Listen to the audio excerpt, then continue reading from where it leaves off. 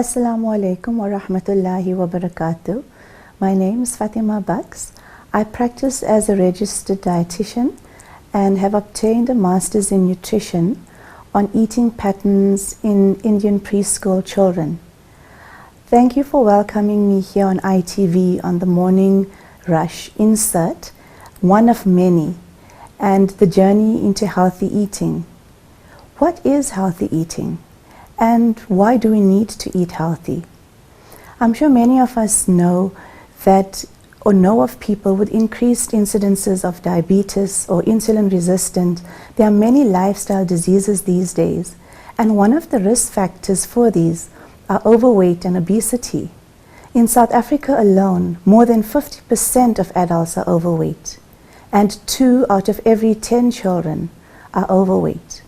And as I've just mentioned, overweight and obesity are increasing risk factors, or is a risk factor for many diseases such as diabetes, hypertension, and heart disease. Now, do we want our children to suffer from these in adulthood? No. But not only don't we want them to suffer from these diseases in adulthood, we're actually seeing so many children with diabetes these days. In my practice alone, on average, children or adults together have an average intake of 20 to 30 teaspoons of sugar a day. And you may ask, how is this possible? 20 to 30 teaspoons? Where does all of this come from? And this doesn't even take into account the food that we eat. This is merely added sugar, either the sugar that you add to tea, to coffee, or the sugar that you find in sweetened carbonated beverages and energy drinks. Anyway, as we go on our journey into healthy eating, we're going to find out more about this and what does these sweetened carbonated beverages contain. But just to go into what are the causes, why are we unhealthy or seeing so many adults and children overweight or obese these days? Research indicates that the main causes, or the first cause, is actually physical inactivity. So to actually ask ourselves, what do we do for the day? How much do I move? So this is not even asking about have you exercised, either jogging or running or swimming. It's how much do you actually move for the day? What type of a job do you have as an adult? Or our children?